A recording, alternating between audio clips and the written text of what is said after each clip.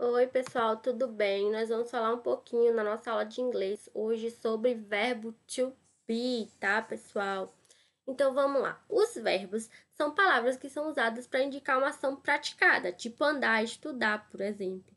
O estado que alguém se encontra, se ela está. Uma mudança de estado, por exemplo, ficar, tornar-se, tá? E a maioria dos verbos em inglês ela é dividida em verbos regulares, que são os regular verbs, e irregulares, que são irregular verbs. Os verbos irregulares são aqueles que não são conjugados da mesma maneira. E os regulares têm uma regra geral, tá? Então, para cada verbo irregular tem uma regra e o regular tem uma regra geral, tá? E no inglês, toda frase que a gente falar tem que ter um verbo, tá, pessoal? E quando a gente vai usando esse verbo, ele vai sofrendo variações, tá? Vamos ver aqui alguns exemplos, ó. Se eu estou dizendo que eu gosto de tocar violão, que ele gosta de tocar violão, no presente simples, eu falo He likes to play the guitar. Se eu estou falando no passado simples, eu coloco o ed, ó. I talked about it. Eu falei sobre isso. Se eu falo no present continuous, ó, we are working now. Eu uso o ing. Nós estamos trabalhando agora. E no passado simples, o verbo muda completamente. Eles foram para casa. They went home. Então, nós vamos estudar, tá? Todas essas conjugações. Mas na aula de hoje, a gente vai falar sobre o simple present. O simple present é o equivalente na língua inglesa ao presente do indicativo que a gente tem aqui na nossa língua portuguesa. E a gente vai usar o simple present para falar de coisas corriqueiras, ou seja, de coisas que acontecem no nosso dia a dia, que ocorrem com frequência. Por exemplo, no simple present, a gente tem os pronomes pessoais, he, she e it, que eles vão se conjugar de maneira diferente dos demais, tá? Então, no simple present, a gente pode falar de uma ação habitual, ou seja, uma coisa que a gente faz sempre. Por exemplo, se eu sempre saio de casa às 7 da manhã, eu digo I always leave home at 7 o'clock. Eles geralmente almoçam no shopping. They generally have lunch at the shopping mall. E eu nunca trabalho aos domingos. I never work on Sundays. Tá, pessoal? Então, quando a gente usa o simple present, a gente usa também para falar de uma ação habitual ou de uma verdade universal, por exemplo. Se eu digo que bebês choram, é uma verdade universal. Então, eu digo babies cry. Se eu digo que cachorros latem, então dogs bark. E se eu digo que pássaros cantam, birds sing, tá? Então, a gente está usando aí o simple present, tá? E a gente vai ver aqui como é que a gente conjuga os verbos em inglês. Por exemplo, vamos ver aqui, ó, o love, tá? Ó, I love, eu amo. You love, você ama. He loves, ele ama. She loves, ela ama. Então, veja bem, pessoal, aqui o he e o she, que quer dizer ele e ela. A gente só faz adicionar o quê? O S ao final da palavra. Então, é uma regra geral. Aqui a gente vai ver aqui algumas regrinhas à parte, mas a regra geral se tiver he, she ou it, a gente adiciona o S ao final do verbo, tá, pessoal? He, she ou it, que é ele, ela, tá? E o it é quando a gente usa para animais ou objetos, tá? Então, ele ou ela, a gente sempre acrescenta o S ao final da palavra. Então, ó, I love, eu amo. You love, você ama. We love, nós amamos. You love, vocês amam. E they love, eles amam. O love continua a mesma coisa, tá? Só na terceira pessoa que a gente vai colocar. He loves ou she loves. Então, esse S aí não quer dizer que a palavra tá no plural, tá, pessoal? Ela não tá no plural. Esse S aí é regra, tá? De conjugação do simple present, tá? Então, é só na terceira pessoa do singular. He, she ou it que a gente vai usar. Vamos ver agora aqui o wish, ó. You wish. He wishes. Então, aqui no he, she, tá? A gente vai usar wishes. Por que, professora, não coloco só o S?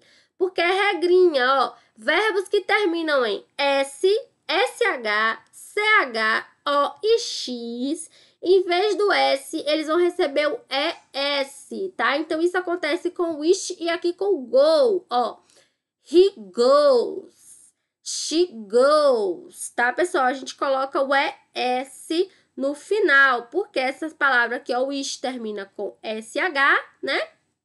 E go termina com O. Então, a gente vai seguir essa regrinha, colocar o ES no final, tá? No caso do play, ó, play termina em Y, só que é precedido, né? Ou seja, antes do Y tem uma vogal. Então, eu acrescento S normalmente. Ó, he plays, she plays. No caso do study, que quer dizer estudar, né? Termina com Y, só que tem um D aqui antes, tá, pessoal? D é consoante. Então, a gente vai colocar IES no final da palavra, tá? Aqui, quando tiver com dúvida, só olhar aqui nessa tabela. Então, ó, palavra normal, quando eu estiver conjugando na terceira pessoa, por exemplo, ele toca guitarra. He plays the guitar. É só adicionar o S, tá? Se a palavra terminar em S, SH, CH, O ou X, a gente tem que adicionar o ES. E se a palavra terminar em Y e antes do Y tiver uma consoante, a gente vai colocar IES no final. Então, por exemplo, ó, ele estuda, né? Ia ficar he studies. Só que he studies. Eu estudo, I study. Tá, pessoal? Qualquer dúvida, dê uma olhadinha aqui nessa tabela para ver como é que vai ficar a terminação do verbo, tá, pessoal? Já o do e o does são auxiliares que a gente utiliza aqui no presente simples para usar nas fases negativas e interrogativas, tá, pessoal? Então, se eu digo que eu não tenho que trabalhar hoje, então eu falo I don't have to work today. Eu não tenho que trabalhar hoje. Então, é uma frase negativa. Só que na terceira pessoa, lembra que a gente tinha que usar o S no final? Então, o do termina com O, né? Então, a gente vai usar o quê? ES. Então, na terceira pessoa, a gente vai usar o does. He does. She does.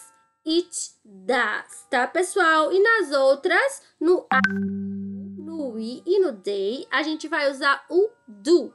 Ah, professora, mas o que significa? Nesse caso, pessoal, não significa nada. Ele só tá aí porque a gente tem que usar. Ele é um verbo auxiliar, tá aí para deixar a frase bonita. Então, vamos lá, ó. Ah, professora, você está dizendo que não tem significado. Assim, não tem tradução, né, pessoal? Mas ele é um verbo auxiliar. Ele tá ali porque a gente tem que escrever ele, tá? Vamos aceitar. Então, ó, eles não vão à escola nos finais de semana. They don't go to school on the weekends. Tá, pessoal? Agora vamos para interrogativa. Nas frases interrogativas, o do e o das, ele vem para frente do pronome, tá, pessoal? Então, ó, do you generally wake up at 7? Você geralmente acorda às 7 horas? Então, é uma pergunta. Quando a gente está perguntando, o verbo auxiliar vai para frente, né? Do que? Do pronome. Então, ó, do you, does the dog. Por quê? The dog, né? O cachorro, ele é terceira pessoa, né? Aqui, para nós, no português, é ele. Mas para o inglês, a gente usa o it. It é terceira pessoa, então a gente vai usar o does. Então, quando é terceira pessoa, he, she e it, a gente usa o auxiliar does. E para os outros pronomes, a gente utiliza o do, tá, pessoal? Qualquer dúvida, a gente recorre aqui para essa tabelinha, tá? Que aí a gente vai lembrar onde usar o does e onde usar o do, tá, pessoal? Espero que vocês tenham gostado da aula, relevem as brincadeiras, porque eu sempre digo em matemática e no inglês também. Quando a gente não entender, né, diz, meu Deus, mas para que eu preciso fazer isso? A gente aceita que dói menos. Então, meu Deus, por que eu vou colocar na frase lá, eu coloco no tradutor e não quer, esse do aí não quer dizer nada naquela frase, tá? I don't have to work today. Por que eu tenho que usar o don't? Por que eu não posso colocar I not? Porque é regra, tá, pessoal? É a regrinha. Então, vamos seguir a regrinha para a gente poder ir passear na Disney quando passar o coronavírus, né não? Espero que vocês tenham gostado da aula. Não esqueçam de responder os exercícios ao final do capítulo. Até a próxima aula!